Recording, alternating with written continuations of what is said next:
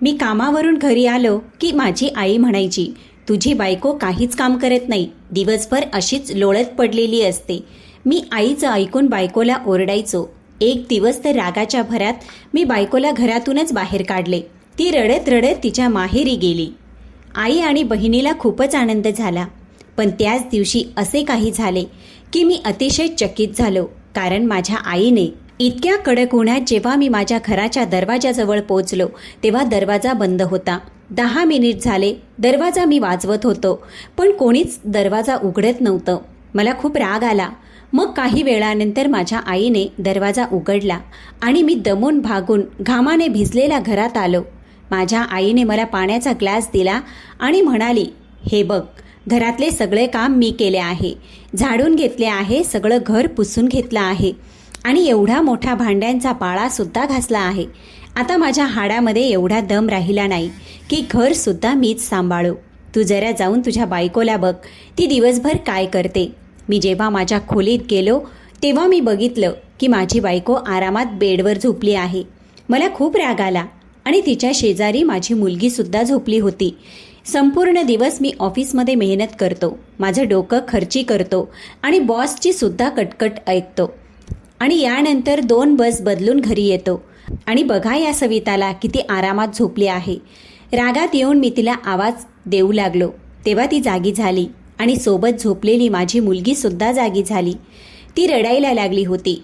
सविता लगेच उठली आणि सोनूची दुधाची बाटली धुवून त्याच्यात दूध टाकून तिला देऊ लागली. तेव्हा सोनू शांत झाली.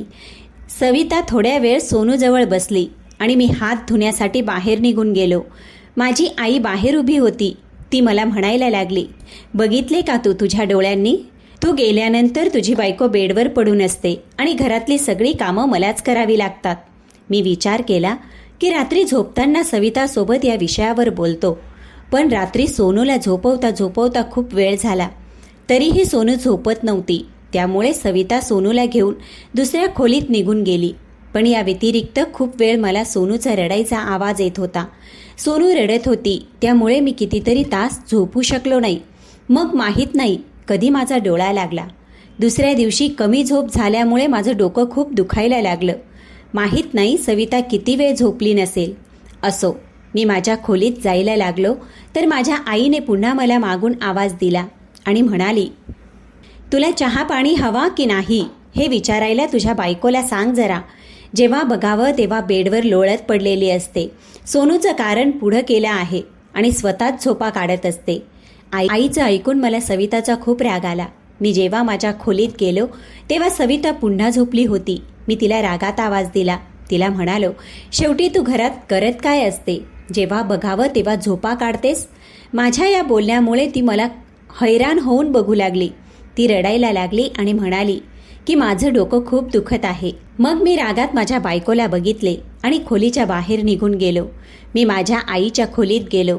आज तर माझी बहीणसुद्धा आली होती. मला बघून ती बडबड करायला लागली आणि म्हणाली, तुला तर तुझ्या आईची थोडीसुद्धा काळजी नाही, तू फक्त तुझ्या बायकोची काळजी घे. मी जेव्हा येते तेव्हा तुझ्या बायकोला आराम करतानाच पाहिले आहे. घरात ती काय करत असते? मी शांत बसलो. थोडा वेळ बसल्यानंतर मी किचनमध्ये गेलो तेव्हा माझी बायको सविता तिथे होती. माझ्या आईला बीपीचा त्रास होता म्हणून माझ्यासाठी वेगळे आणि आईसाठी कमी तेलातले आणि कमी मिठाचे जेवण ती बनवत होती. कधी कधी सविता बिझी असताना आई तिच्यासाठी थोडंफार जेवण बनवत असायची. रात्री पुन्हा सोनूच्या पोटात दुखू लागलं होतं. ती खूप रडू लागली. जेव्हा मी गाढ झोपेत होतो तेव्हा तिच्या रडण्याचा आवाज आला. मी रागाच्या भरात सविताकडे पाहिलं आणि तिला म्हणू लागलो की तू तर दिवसभर झोपा काढत असते, त्यामुळे तुझी झोप पूर्ण होते. मग माझी झोप का खराब करतेस? तिला घेऊन दुसऱ्या खोलीत निघून जा. सविता गपचूप उठली आणि सोनूला घेऊन दुसऱ्या खोलीत निघून गेली आणि मग मी आरामात झोपलो. दुसऱ्या दिवशी मी ऑफिसला गेलो होतो. तिथे संपूर्ण दिवस मी खूप टेन्शनमध्ये होतो. एकतर झोप पूर्ण झाली नव्हती. माझ्यासाठी मी चहाचा कप मागवला. चहा पिऊ लागलो. बॉसने सुद्धा आज खूप काम दिले होते. मी चहासोबत एक पेनकिलरसुद्धा घेतली. सकाळी जेव्हा घरातून निघालो तेव्हा सविताने टिफिन दिला होता. चहा पिल्यानंतर 1 तासाने मी लंच केला आणि मग ऑफिसमध्ये राहिलेले काम पूर्ण करू लागलो. 3 वाजता ऑफिस सुटायचे, पण माझे काम अजूनही पूर्ण झालेले नव्हते, कारण आज माझी तब्येत खूप खराब झाली होती. माझी खूप चिडचिड होत होती. एकतर सोनूने खूप त्रास दिला होता आणि दीदीची 2 मुलेसुद्धा आली होती. असो, 4 वाजेपर्यंत मी माझे काम पूर्ण केले आणि त्यावेळी माझी बससुद्धा निघून गेली होती. खूप वेळ मी दुसऱ्या बसची वाट बघत होतो. यानंतर माझी बस आली आणि मी त्याच्यात बसलो. बाहेर ऊन खूप होतं, त्यामुळे गरम खूप होत होतं. मी घरी आलो तेव्हा सविता खोलीतच होती आणि सोनूला झोपवले होते. मी रागात तिला बघितले आणि म्हणालो की तू आत्ता झोपेतून उठली आहेस? पण ती म्हणू लागली, नाही, सोनूची तब्येत खूप खराब होती. तिला औषधं देऊन आत्ताच झोपवलं आहे. तिच्या पोटात खूप दुखत होतं. सविता उठली आणि मला पाणी घेऊन आली. मी तिला चहा बनवायला सांगितलं. सविता चहा बनवायला किचनमध्ये गेली तेव्हा माझी आई खोलीत येऊन बसली. मी माझ्या आईला तिची हालचाल विचारलं तर ती म्हणू लागली, सचिन, तुझी बायको आत्ता उठली आहे. काहीच काम करत नाही रे. सगळं काम मलाच करावं लागतं. सोनूचं कारण देते आणि बघावं तेव्हा झोपा काढत असते. या वयात आता मी घर सांभाळू का? आईचं बोलणं ऐकून मला सविताचा खूप राग आला. मी ताडकन उठलो आणि किचनमध्ये गेलो जिथं सविता होती. मी तिच्यावर खूप ओरडायला लागलो आणि म्हणालो, आत्ताच्या आत्ता चालती हो माझ्या घरातून. तू तुझ्या बापाच्या घरी निघून जा. इथे तू करतेस काय? सगळं तर आईच करते. तुला फुकटचं खायला आणलं आहे का लग्न करून? निघून जा इथून. मला तुझी काही गरज नाही. माझ्या अशा प्रकारच्या बोलण्यामुळे सविता मला हैराण होऊन बघू लागली आणि काळजीत पडली आणि म्हणाली, आहो सचिन, काय झालं आहे तुम्हाला? तुम्ही मला इतके का ओरडत आहात? माझी काय चूक झाली? मी एवढं बोलत असतानाही मी तिच्याकडे रागाने बघत होतो आणि तिला म्हणालो, माणूस कशासाठी लग्न करतो? त्याच्या बायकोने त्याचं घर सांभाळावं म्हणून ना, त्याच्या मुलांना सांभाळावं, काळजी घ्यावी म्हणूनच ना. माझी आई एवढी म्हातारी झाली आहे आणि ह्या वयात ती घरातलं काम करताना चांगलं वाटतं का? तुला माझ्या आईच्या तब्येतीची थोडीसुद्धा काळजी वाटत नाही का? एकतर तिची तब्येत सारखी बिघडलेली असते. सविता माझ्याकडे खूप आश्चर्याने बघत होती आणि म्हणाली, नाही सचिन, घरातलं सगळं काम मी स्वतः करते आणि सगळं काम केल्यानंतरच माझ्या खोलीत जाऊन आराम करते. रात्रभर मला सोनू झोपून देत नाही म्हणून मी खोलीत आराम करत असते. पण सगळं काम केल्यानंतर. सविता एवढं बोलूनसुद्धा मी एकाच गोष्टीवर ठाम होतो की नाही, मी स्वतः काल माझ्या डोळ्यांनी बघितलं आहे. तू दिवसभर काय करत असतेस? जेव्हा मी ऑफिसवरून घरी येतो तेव्हा तू झोपलेली असतेस. सविता शांत बसली होती, काहीच बोलली नाही. त्यामुळे मला राग खूप जास्त आला. मी तिला रागातच म्हणालो, आत्ताच्या आत्ता माझ्या घरातून चालती हो आणि तुझ्या बापाच्या घरी जा. जेवढा आराम करायचा आहे तिथे जाऊन कर. सविता काही बोलली नाही आणि तिच्या भावाला फोन केला. काही वेळातच तो तिला न्यायला आला. तिने स्वतःचे आणि सोनूचे सामान पॅक केले. जेव्हा मी बघितले की ती सोनूचे सुद्धा सामान पॅक करत आहे तेव्हा मला खूप राग आला. मी सोनूचे सगळे सामान तिच्या बॅगेतून काढून टाकले आणि तिला ओरडलो की तुला जायचं असेल तर जा, पण माझ्या मुलीला तुझ्यासोबत न्यायचे नाही. मी तिला पाठवणार नाही. सविता खूपच रडत होती आणि हट्ट करत होती की सोनू माझ्याशिवाय राहणार नाही. तुम्ही तिला कसं काय सांभाळणार? मी तिला म्हणालो, तू घरात फक्त एकच काम तर करते. तुला फक्त सोनूला सांभाळायचं असतं आणि घरातले सगळे काम माझी आई करते. मग माझी आई सोनूला पण सांभाळेल आणि ऑफिसवरून आल्यानंतर मी सांभाळेल. त्यामुळे तुला काळजी करायची काही गरज नाही. सविताचा भाऊ बाहेर गाडीत बसून हॉर्न देत होता. सविताच्या माहेरची लोक खात्यापित्या घरचे होते. त्यांची परिस्थिती खूप चांगली होती. परिस्थिती तर आमची सुद्धा ठीकच होती. माझ्याकडे फक्त बाईक होती आणि ऑफिस दूर असल्यामुळे मी बसने जात होतो आणि एकतर गरमीमुळे बाईकचा वापरसुद्धा कमी करत होतो. थोडा रस्ता सुनसान होता, त्यामुळे बसमध्ये भीती कमी वाटायची. सारख्या सारख्या हॉर्न वाजल्यामुळे सविताने आपले सामान उचलले आणि बाहेर निघून गेली. जेव्हा ती सोनूला उचलायला लागली तेव्हा मी तिला तिच्याकडून हिसकावून घेतले आणि तिला बाहेरच्या बाजूला धक्का दिला. सविता पडता पडता वाचली. ती रडत रडत तिच्या भावाच्या गाडीत जाऊन बसली. तिचा भाऊ गाडीतून खाली उतरला. कदाचित आपल्या भाचीला तो माझ्याकडून घ्यायला आला होता. तो माझ्याकडे चालत येतच होता की सविताने त्याला नकार दिला आणि दोघेही परत गाडीत शांतपणे बसले आणि तो त्याच्या बहिणीला घेऊन निघून गेला. मी माझ्या खोलीत आलो तेव्हा सोनू रडत होती. मी आजूबाजूला तिची दुधाची बाटली बघितली, पण मला कुठेच सापडली नाही. मी किचनमध्ये गेलो तेव्हा दुधाची बाटली तशीच सिंकमध्ये पडली होती. मी सोनूला तशीच फरशीवर बसवले. खुर्ची किंवा टेबलावर बसवले नाही, कारण ती खाली पडू नये म्हणून. तिला खाली जमिनीवर बसून मी तिची दुधाची बाटली धुतली. फ्रीजमधून दूध काढले, गरम केले आणि सोनूला बाटलीमध्ये टाकून दिले. मग मी तिला घेऊन खोलीत आलो. खूप वेळ झाल्यानंतर मी विचार केला की आता खाण्याचे सुद्धा बघितले पाहिजे. मी तसाच आईच्या खोलीत गेलो आणि आईला विचारलं, खायला काय करायचे आहे? आई म्हणाली, तुझ्या बायकोने स्वयंपाक केला नाही का? तेव्हा मी आईला म्हणालो, नाही आई, ती तर निघून गेली. मी तिला घरातून बाहेर काढले आहे. हे ऐकल्यानंतर आई माझ्याकडे आश्चर्याने बघू लागली आणि म्हणाली, सचिन बाळा, आज तर माझी तब्येत खूप खराब आहे. मग मी माझ्या दीदीकडे पाहिले तेव्हा ती बेडवर झोपली होती आणि मोबाईल बघत होती. मी तिला काही म्हणालो नाही. हाच विचार केला की दीदी तिच्या घरातली सगळी कामं करते, 2 मुलंसुद्धा सांभाळते आणि घरसुद्धा तिचे वेगळे आहे. इथे माहेरी येते तर थोडा आराम करते, त्यामुळे मी तिला काहीच म्हणालो नाही. मी किचनमध्ये गेलो. मी बघितलं की भाजी बनवलेली होती. याचा अर्थ सविताने भाजी बनवली होती. जेव्हा मी ऑफिसमधून यायचो तेव्हा तिची भाजी झालेली असायची. मग त्यानंतर मी बघितले की सिंकमध्ये काही भांडी पडली होती. मी विचार केला की यांना कसे धुवायचे. आईची तर तब्येत बरी नाही, त्यामुळे मी स्वतः त्यांना घासायला सुरुवात केली. थोडीच भांडी होती, त्यामुळे लवकर धुवून झाली. जेव्हा मी त्यांना मांडणीला लावायला लागलो तेव्हा मला सोनूच्या रडण्याचा आवाज आला. मी धावत खोलीत गेलो. सोनीने आपली दुधाची बाटली संपवली होती. ती खूप जास्त रडत होती. मी तिच्याजवळ गेलो आणि तिला उचलले. जसे मी तिला उचलले मला माझ्या हातावर ओलावा जाणवला. मी बघितले तर सोनूने शी केलेली होती.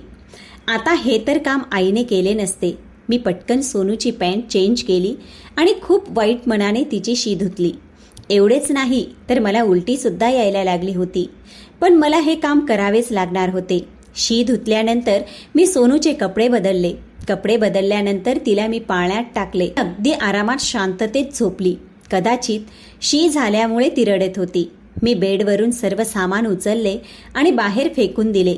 जेव्हा बेडशीटला बघितले ते सुद्धा घाण झाले होते. मी ते बेडशीट काढले आणि कपाटातून धुतलेले बेडशीट बाहेर काढून बेडवर टाकले.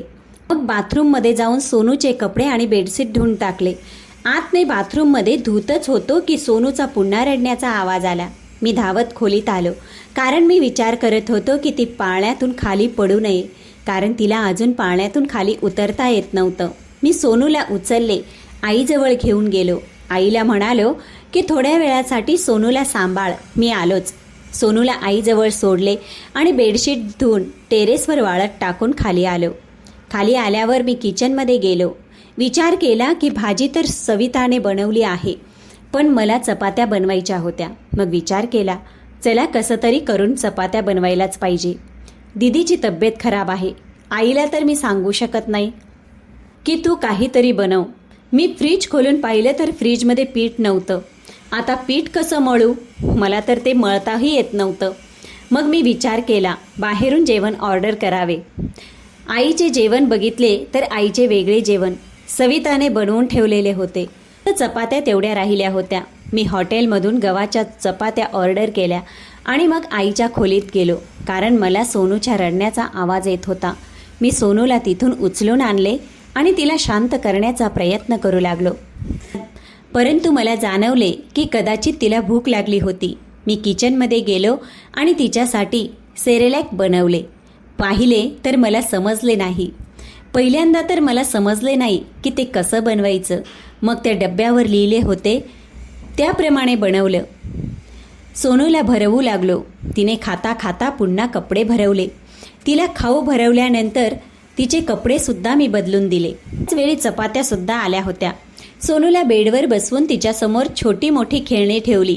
तेव्हा ती त्यांच्यासोबत खेळायला लागली. इतक्यात दरवाजावर बेल वाजली. कदाचित हॉटेलवाल्याने रोट्या पाठवल्या होत्या. मी त्या घ्यायला बाहेर गेलो आणि किचनमध्ये आलो.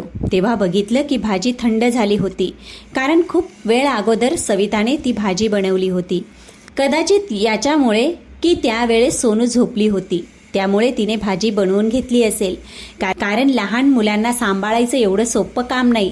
मागच्या या 3 तासात मला हे जाणवलं होतं की मी आईजवळ गेलो आणि आईला म्हणालो, आई तेवढी भाजी गरम करून घे ना. परंतु आईने लगेच उत्तर दिलं, नाही सचिन बाळा, मला तर चालायची सुद्धा हिंमत होत नाही. मी किचनमध्ये आलो आणि माझी आणि आईची भाजी गरम केली. आईचे जेवणाचे ताट केले आणि तिला खोलीत देऊन आलो. मी माझे जेवण माझ्या खोलीत घेऊन आलो. सोनू अजूनपर्यंत खेळण्यांसोबत खेळत होती. मी लवकरात लवकर मोठमोठे घास तोडून खाऊ लागलो. हाच विचार केला की जर सोनूने रडायला सुरुवात केली तर भाजी आणि पोळी थंड होऊन जाईल. त्यामुळे मी लवकरात लवकर जेवण संपवलं. आता जेवण झालं होतं की सोनूने पुन्हा रडायला सुरुवात केली. मग मी तिला उचलले आणि कडेवर घेऊनच किचनमध्ये खरकटी भांडी ठेवू लागलो. कॉफी पिण्याचा खूपच मूड झाला होता. माझ्या लक्षात होते की या वेळेला जेवण झाल्यानंतर सविता मला कॉफी किंवा चहा बनवून देत होती. ती माझ्याजवळ यायची आणि म्हणायची की तुम्ही खूप थकले असाल, डोके चेपून देऊ का, पाय दाबून देऊ का. आणि ती माझं डोकं दाबायला सुरुवात करायची, तर कधी पाय दाबायची आणि मग मला आराम मिळायचा. मी किचनमध्ये तर आलो होतो, पण मी कॉफी बनवू शकत नव्हतो कारण माझ्याजवळ सोनू होती. मी पुन्हा माझ्या खोलीत आलो. सोनूला एक खेळणं खेळायला दिलं आणि मी पटकन किचनमध्ये येऊन तिची दुधाची बाटली धुतली. त्यामध्ये दूध टाकलं आणि ओव्हनमध्ये ठेवलं.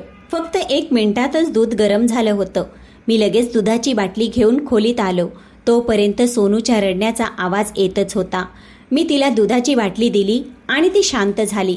नंतर मी सोनूला उचलले आणि तिला कुशीत घेऊन फेऱ्या मारू लागलो. काही वेळानंतर ती झोपी गेली. मी स्वतः तिच्या जवळ झोपलो. माहीत नाही माझा डोळा कधी लागला, कारण मागच्या 2-3 तासापासून माझी सुद्धा तब्येत ठीक नव्हती आणि मला खूप दमल्यासारखं वाटत होतं. अर्ध्या रात्री माझे डोळे उघडले कारण मला असे जाणवले की माझे अंथरूण ओले झाले आहे. मी पटकन साईड लॅम्प ऑन केला आणि बघितले की सोनूने सू केली होती. मी पटकन तिची पॅन्ट चेंज केली, तिचे कपडे बदलले, कपाटातून अजून एक बेडशीट काढली आणि ती सुद्धा बदलली. झोप एवढी आली होती की ते कपडे आणि बेडशीट मी असेच बाथरूममध्ये फेकून दिले आणि स्वतः झोपलो आणि सोनूला सुद्धा झोपवले. सकाळी उठलो तेव्हा खूप वेळ झाला होता. तोपर्यंत आईने नाश्ता बनवला होता. पण मी जेव्हा फ्रेश होऊन आलो तेव्हा आईने मला नाश्त्यासाठी विचारले नाही. माझ्या दीदीची मुलं सुद्धा अंगणात खेळत होती. दीदीने सुद्धा मला नाश्त्यासाठी विचारलं नाही.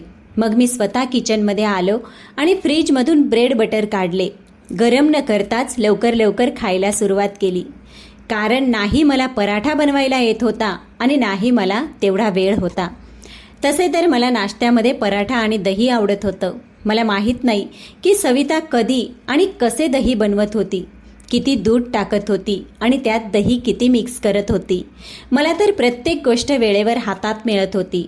असो, मी ब्रेड खाल्ले आणि लवकरात लवकर तयार होऊन ऑफिसला निघून गेलो आणि सोनूला आईजवळ सोडले. संपूर्ण दिवस ऑफिसमध्ये बिझी राहिल्यामुळे जेव्हा मी घरी आलो तेव्हा मला लांबूनच सोनूचा रडण्याचा आवाज येऊ लागला. मी दरवाजा वाजवला तर आईने दरवाजा उघडला. सोनू हॉलमध्ये फरशीवर खाली बसून रडत होती. तिच्या आजूबाजूला खूप सारी खेळणी पडली होती. जेव्हा मी आत गेलो तेव्हा मला पाहून ती आणखी जास्त रडायला लागली आणि बोबड्या शब्दात पप्पा पप्पा म्हणायला लागली. कधी पप्पा तर कधी मम्मा म्हणत होती. मी पटकन तिला उचलले तर तेव्हा तिने पॅन्टमध्ये शी केली होती. माझा हात घाण झाला होता. मी खूप त्रासलो होतो आणि आईकडे पाहू लागलो आणि आईला म्हणालो, आई तुला येत नाही तर दीदीला तरी सांगायचे ना. शेवटी सोनूसुद्धा तिची कोणीतरी लागते ना. भावाची मुलगी आहे, कमीत कमी मजबुरीमध्ये तरी काहीतरी काम तिने केलं असतं. तेव्हा आई म्हणू लागली, नाही बाळा, तुझी दीदी तर दुपारीच निघून गेली. 1 महिना झाला तुझी दीदी मला भेटायला आली नव्हती, त्यामुळे ती मलाच भेटायला आली होती. मी आईला म्हणालो, दीदीला एवढे तरी कळायला हवे होते की तुझी तब्येत बरोबर नाही. 3-4 दिवस अजून राहिली असती तर काय झालं असतं. मला तर कळून चुकले होते की घरातले वातावरण बघून ती तिच्या घरी निघून गेली होती. कारण मागच्या वेळी ती जेव्हा आली होती तेव्हा 15 दिवस राहून गेली आणि मला स्वतःला जाणवले की तिची दोन्ही मुलेसुद्धा सवितानेच सांभाळली होती आणि दीदी आराम करत असायची. तरीसुद्धा त्यांच्या तोंडी हेच असायचे की सविता चांगल्या प्रकारे आमची काळजी घेत नाही, आमच्यावर लक्ष देत नाही. मी हाच विचार करत होतो की सोनूचा जोरजोरात रडण्याचा आवाज आला. मी पटकन बाथरूममध्ये गेलो तेव्हा रात्रीची कपडे बघून माझं डोकं खराब झालं. आता कसेही असले तरी मला हे स्वतःलाच करावं लागणार होतं. मी सोनूचे कपडे काढले आणि तिला अंघोळ घालायला लागलो. मला या सगळ्याचा अजिबात अनुभव नव्हता, पण हे सगळं आता मला करावंच लागणार होतं. मी सोनूला चांगल्या प्रकारे तयार केलं आणि खोलीसुद्धा चांगल्या प्रकारे आवरली. मग लगेच बाथरूममध्ये जे घाण कपडे पडले होते त्यांना धुतले. माझा शर्टसुद्धा धुतला आणि टेरेसवर सुकवायला निघून गेलो. मला भरपूर काही आठवत होते की एवढं सगळं काम केल्यानंतर सविताच्या कपाळावर आठ्या कधीच आल्या नव्हत्या. जर तिला मी काही बोललो तर ती हसून विषय टाळायची. या व्यतिरिक्त सुद्धा ती माझी खूप काळजी घेत होती. हे सगळं काही आईमुळे झालं होतं, कारण आई मला प्रत्येक वेळेस टोमणे मारायची. म्हणायची, तुझी बायको घरात काहीच काम करत नाही. माहीत नाही आईला सविताचा एवढा का राग येत होता. मी किचनमध्ये गेलो. तिथे काही बनवलेले नव्हते, फक्त आईचे जेवण बनवले होते. सोनूला गरम दूध करून दिले आणि हाच विचार करत होतो की इतकं भडकवल्यानंतर आईने एवढंच केले की स्वतःसाठी कमी मिठातले आणि कमी तेलातले जेवण बनवले, पण मुलाला विचारले सुद्धा नाही. आई त्यावेळेस म्हणायची की सगळी भांडी मीच घासत होते, पण आता तर खरकटी भांडी सिंकमध्ये तशीच होती. आई हे म्हणत होती की फरशी मी पुसते, पण 2 दिवसापासून फरशी घाण तशीच होती. मी किचनमध्ये गेलो आणि काही भांडी घासली. किचन आवरलं आणि खोलीत येऊन सोनूला उठवले. तिला प्रेम करू लागलो, तिला लाड करू लागलो. सोनूला म्हणालो की चल बाळा. जेव्हा मी बाहेर निघालो तर आई म्हणाली, सचिन बाळा कुठे जात आहेस? मी आईला म्हणालो, आई मला माहीत आहे मला कुठे जायचं आहे. हे बोलताना मी माझी बाईक काढली आणि सोनूला पुढे बसवले आणि बाईकला त्या बाजूला नेले जिथे मला जायचं होतं. मला समजलं होतं की सविताशिवाय मी अपूर्ण आहे, माझ्या बायकोशिवाय माझं घर अपूर्ण आहे. हे सगळं काही माझी मुलगी, माझे घर माझ्या बायकोने तर सांभाळलं आहे. मला अजूनसुद्धा आठवत होतं की सकाळी ऑफिससाठी कपडे काढून ठेवणं माझ्यासाठी किती अवघड काम होतं. ते तर सविताचीच कृपा झाली, कारण तिने माझी काही कपडे प्रेस करून कपाटात ठेवले होते. मी याच विचारात होतो की मी सविताच्या माहेरी पोचलो. मी दरवाजा वाजवला. दरवाजा सविताच्या वहिनीने उघडला. मी त्यांना नमस्ते करून आत गेलो. त्यांनी सोनूला माझ्याकडून घेतलं आणि तिला लाड करू लागल्या. मी त्यांना सविताबद्दल विचारलं तेव्हा त्यांनी मला सांगितलं की सविता तिच्या खोलीत बसली आहे. मी जेव्हा सविताच्या खोलीत गेलो तेव्हा मी हे बघून हैराण झालो की सविताचे डोळे रडून रडून सुजले होते. कदाचित ती खूप जास्त रडली होती. मी तिला आवाज दिला. ती मला बघून खूप चकित झाली आणि लगेच उठून उभी राहिली. सोनूबद्दल विचारायला लागली. ती बाहेर पळतच गेली आणि सोनूला आपल्या कुशीत घेऊन चुंबन करू लागली. हे सगळं बघून मला खूप आनंद झाला. माझ्या डोळ्यात अश्रू आले. मी सविताचा हात धरला आणि तिला म्हणालो, सविता मी माफी मागायला आलो आहे. तुझ्याशिवाय माझं घर अपूर्ण आहे. मी बोलतच होतो की ती हसायला लागली आणि सोनूला लाड करू लागली. ती एक पत्नी होती आणि एक आईसुद्धा होती. ती खूप आनंदाने माझ्यासोबत माझ्या घरी आली. फक्त या 2 दिवसात मला जाणवले होते की एका पत्नीशिवाय घर, पती आणि मुलं सगळं काही अपूर्ण आहे. तिच्याशिवाय घराला घरपण नाही. प्रेक्षक मित्रांनो, आजच्या कहाणीबद्दल तुम्हाला काय वाटतं? जे सविता वागत होती ते बरोबर होतं की मग जे सचिनने केलं होतं ते बरोबर होतं? प्रेक्षक मित्रांनो, तुमचं मत मांडायला विसरू नका. आजची कथा आवडली असेल तर व्हिडिओला लाईक, चॅनलला सबस्क्राईब करा. तसंच बेलायकनसुद्धा प्रेस करा आणि हाईप करायला सुद्धा विसरू नका. चला तर भेटूया पुढच्या कथेसोबत.